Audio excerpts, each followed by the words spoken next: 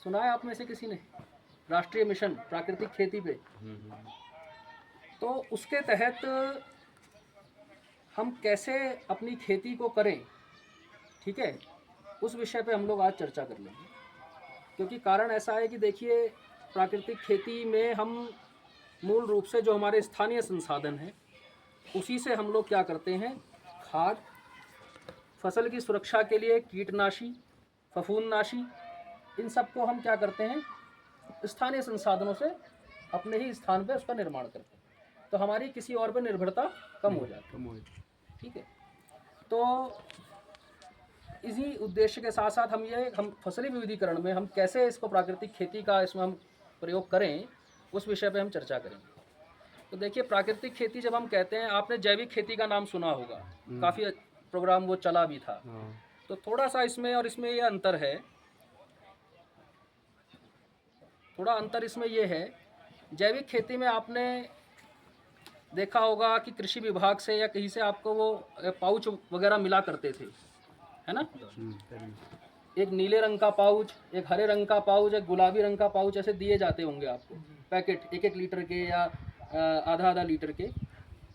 तो क्या होता था, उनको कहते थे कि फसलों में इनका छिड़काव करिए या गोबर की खाद में इनको मिला के अपने खेतों में डालिए। तो उसके लिए भी आप लोग क्या थे, निर्भर थे, किस पे? विभाग पे निर्भर थे, ठीक है। यदि हम आपको एक ऐसी तकनीक बताएं कि आपको निर्भरता ही ख़त्म हो जाए किसी पे भी, तो आपका क्या होगा कि आप लोग अपने जो फसल की सुरक्षा है या फसल का संवर्धन है ना, देखिए हम बीज बोने से शुरू करते हैं, बीज बोने के बाद वो अंकुरित होता है, खेत में बाहर निकलता है, उसके बाद हमारी समस्या क्या आती है, उसके पोषण की आती है। पोषण के बाद क्या समस्या आती है, कीटों की समस्या आती है ना, बीमारियों की समस्या आती है। ये तो समस्याएं हैं हमारे। तो इन्हीं समस्याओं को हम लोग कैसे इनसे पार पाएँ, इसी विषय पे हम चर्चा करेंगे। तो देखिए, प्राकृतिक खेती के जब हम बात कर रहे होते हैं तो जैविक खेती से ये इस मायने में अलग है। एक तो आपको अपने स्थानीय संसाधन से यही सब खाद वगैरह यहीं बनानी है, किसी की आपको आवश्यकता नहीं है। दूसरा क्या है, हम इसकी जो अवधारणा है, इसकी जो आत्मा है, वो ये है कि हम मिट्टी को हम इतना पोषित कर दें, इतना स्वस्थ कर दें कि उसको ज़रूरत ही ना पड़े किसी बाहर के दवाई की, ठीक है। और बाकी जो बाहरी रूप से जो आपके पे जो आक्रमण कर रहा है, जैसे बीमारियां या कीट, तो उनके लिए भी हम लोग विभिन्न प्रकार के इसमें द्रव्य बनाते हैं। तो ये अवधारणा बस 2 चीज़ों पे इसमें निर्भर करती है प्राकृतिक खेती की जब हम बात कर रहे हैं। पहली, स्थानीय संसाधन। दूसरी, जो मैंने आपको बताया क्या, कि मिट्टी का पोषण। अब यदि हम थोड़ा हट के बात करें, हम मनुष्य की, हम लोग, हमारा समाज है, अपनी बात कर लें या पशुओं की बात कर लें, तो आपने देखा होगा जो गाय स्वस्थ है उसको आप कभी टीका नहीं लगाते ना, मतलब उसको कोई दवाई नहीं खिलाते, उसको कुछ नहीं। वो गाय स्वस्थ है तो उसमें दूध भी स्वयं ही उतना ही ठीक आता है, उसका बछड़ा भी स्वस्थ होता है ना, ये सब हम लोग देखते ही हैं। तो वैसे ही मिट्टी के साथ भी, अगर मिट्टी स्वस्थ होगी तो अपने आप ही सारे के सारा जो जो उसको देना है, मिट्टी क्या क्या देती है फसलों को, मिट्टी का क्या काम है फसल में? नमी देती है। बहुत अच्छा, बहुत बढ़िया बताया, नमी देती है। और बताइए, जो भी पोषण विटामिन है वो पोषण मिट्टी से ही मिलता है। पोषण देती है, नमी देती है ना। और यदि अगर मिट्टी स्वस्थ ना हो तो दे पाएगी? नहीं दे पाएगी। ऐसे क्या होता है, देखिए, नमी को धारण करने की शक्ति, नमी को भी धारण करने की शक्ति होती है मिट्टी में, जिसको अंग्रेजी में वाटर होल्डिंग कैपेसिटी कहते हैं। यदि वो मिट्टी के अंदर वो शक्ति है तो वो नमी को भी धारण करेगी। अगर वो शक्ति मिट्टी में है तो वायु का संचार भी करेगी आप, ठीक है।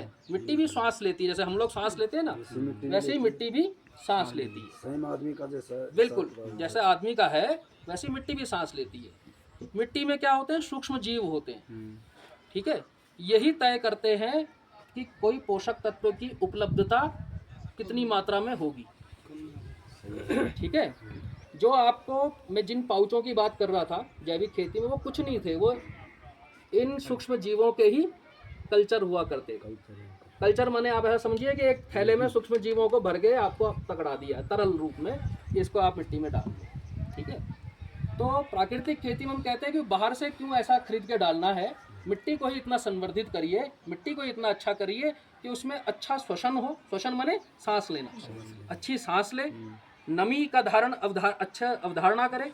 तो जब ये होगा तो स्वतः ही सूक्ष्म जीवों की संख्या बढ़ेगी।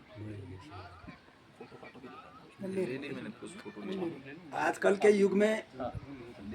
युग में लोगों में क्या धारणा आ गई है, लोग बताइए। माने कि फसल बो रहे हैं, हाँ। अभी बो रहे हैं तो माने कि उसको तो लगी है जो है तो कहीं जाने की, वो अभी हल लगा रहा है और अभी बो दे रहा है, तो वह फसल नहीं होती है। हमारे जो है तो पुराने लोग ये कहते थे, फसल को पहले जो है तो मिट्टी को जो है तो बिल्कुल पाटा मारा जाता था, उसमें लेबल बनाया जाता था। तब पुराने हमारे बुजुर्ग कहते थे कि 22 दिन बाद मिट्टी में सुगंध आती है, तो उसको कहते थे कि मेवादार किया है मिट्टी को, तब जो है तो फसल को बोते थे, तब फसल जमती थी। आज का आदमी जो है तो उसी समय हल लगा रहा है, उसी समय बो रहा है। कहाँ से पहले क्या करते थे, खाद डालते थे, हाँ, खाद डालते थे, खाद उसको डालते थे, एक बार 2 बार जोतते थे, उसके उसके बाद जिससे उसमें कि पाटा मारा जाता खाद था, मिट्टी में मिल जाए। हाँ, पाटा मारा ठीक जाता है? था बिल्कुल। और जो खाद है जब वो गलेगी, गलेगी कैसे, सूक्ष्म जीव गलाएंगे। हाँ, गलाएगा कौन उसे, सूक्ष्म जीव गलाएंगे। गलाएंगे। अब सूक्ष्म जीव जब उसे गलाएंगे, देखिए कोई भी कार्य हम करते हैं तो शक्ति की जरूरत होती है ना, शक्ति की जरूरत होती है, ताकत की जरूरत होती है। सूक्ष्म जीवों को भी किसकी जरूरत है, ताकत की जरूरत, तो वो क्या करेंगे उस दौरान, वो ताकत कहाँ से लेंगे, मिट्टी से लेंगे। मिट्टी से लेंगे, और जब वो ताकत मिट्टी से लेंगे तो मिट्टी में क्या होगी, ताकत शुरुआती दौर में कम हो जाएगी। कम हो जाएगी। आप लोग देखते होंगे यदि आप गोबर की खाद खड़ी फसल में कहीं डाल देना तो शुरुआत में पीलापन आने लग जाता है। आता है, क्यों नहीं आता?